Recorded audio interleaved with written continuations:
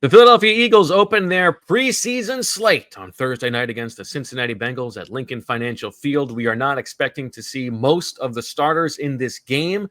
And what does that mean at quarterback, Zach Berman, for the Eagles? Yeah, we'll see a lot of Tanner McKee to begin with. And Tanner McKee has had a good camp. And this is really his opportunity to show why he's the clear number 2 quarterback for the Eagles, why they traded Kenny Pickett and they were ready to elevate him. And so you saw it in actually the last, you saw it in week 18 last year, but Tanner McKee will be the top quarterback tonight. And then the quarterback 3 competition actually behind him is pretty interesting with Kyle McCord and Dorian Thompson-Robinson. And how do you feel like that will shake out? You think we'll maybe get a half of McKee and a quarter each of McCord and Thompson Robinson? I would hope so. Nick Sirianni's kept it close to his vest, but I would imagine that being the case. And it obviously depends on the rhythm of the game. If there's a long drive, a short drive, defense stays on the field, things like that. But I think they'll both get in. And frankly, I think the third quarterback competition is going to come down to how they perform in training camp in preseason settings.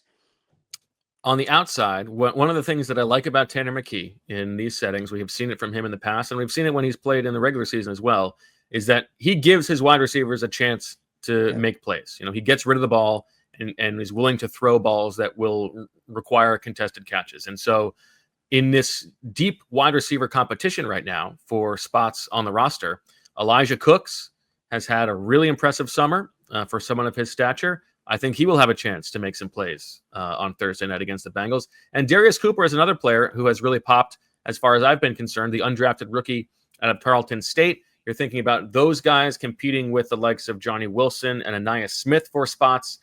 I'm looking forward to seeing if any of those guys make plays when it matters in these games. Yeah, I agree with you, especially Elijah Cooks is someone, he has NFL experience. He played with Jacksonville before, right? So it's just not like his first time he's on an NFL field. He's been pretty consistent throughout camp, and you'll see the size. For fans who haven't been at training camp, you'll see legit, 6'4", 215 size, former basketball player. He'll use that. Darius Cooper from Tarleton State, a little shiftier, right? And I think that's something you'll see from him. And he's an undrafted rookie, so this is his first professional football game tonight. Running back wise, do you think we're going to see Will Shipley and A.J. Dillon get some work here, or is it going to be mostly undrafted rookies?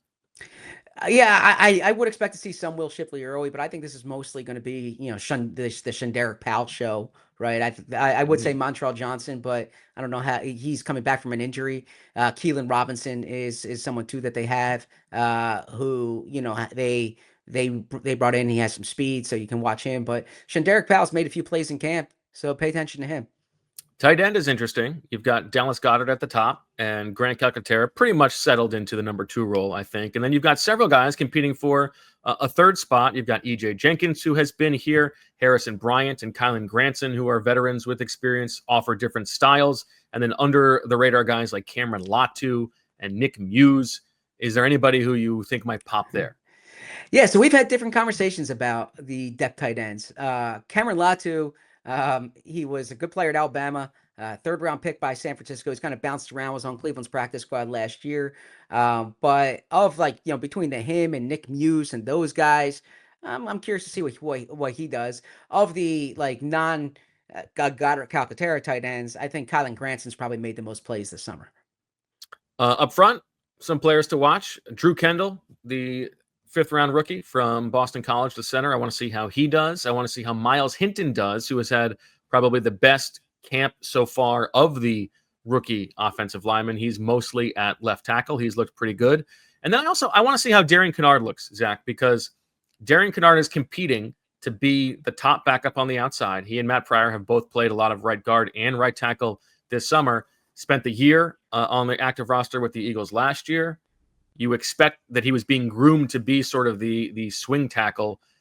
And it seems like we're going to see some ones from the Bengals. So I want to see Darian Kennard really be buttoned up in this game. Yeah, that's going to be key. He came on last summer. He made the team based on how he looked last summer. So we'll really get a sense of how he's coming along tonight. And then you're right about Miles Hinton and Drew Kendall. Those are the 2 rookies I'm closely paying attention to. All right, let's flip lines of scrimmage. Talk about the defensive side of the ball. On the edge, the Eagles need somebody to pop behind Nolan Smith and Jalix Hunt. Josh Uche has been the one who's probably had the best summer so far, but I'm a little bit, veterans of Uche and Ojolari's caliber. I'm not super moved by how they look in the preseason. I guess I'm a little bit more curious about, does a guy like Antoine Powell-Ryland, who has been really quiet this summer, the lights go on and all of a sudden he pops. Is there anybody else that's interesting to you there? Yeah. I think Pal Ryland, being a draft pick, being a productive college player, would be the one there. O'Shane Mathis got a shout out from Vic Fangio, which is not a surprise, or is not something to like sneeze at. Yeah.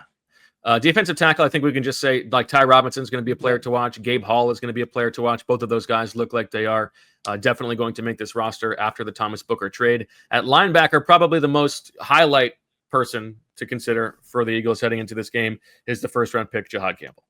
You're absolutely right. And Jihaad Campbell has been kind of the highlight for me watching this summer in training camp, and now it's being able to see him in a game for the first time, seeing him tackle. He's had that shoulder injury, so you'll see the length, you'll see the athleticism. He's gonna be a fun player to monitor. And if the game goes anything like the summer has gone, could be a bit of a coming out party for Smile Mondon to Eagles fans because he has been very good this summer. If he makes a couple big plays, I think he will be someone that Eagles fans like a lot.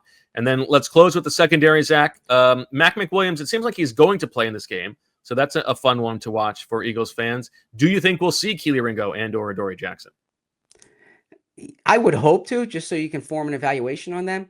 And it's something Vic Fangio has done in the past is play those guys. So maybe for a series or two for both of them. But based on the lineup you saw, the scout team look you saw, it doesn't seem like they're going to get a lot of work in the Thursday game. I think probably not a lot of work is right. Elsewhere, my guy Brandon Johnson, want to see how he does. He's going to get a chance. He's a player who has looked good so far, but he's a little bit undersized. So can he hold up physically when the bullets are live, so to speak? And then what about at safety? Do you think that Sidney Brown's going to get a lot of run as he is right now probably in the pole position to be the week one starter in nickel?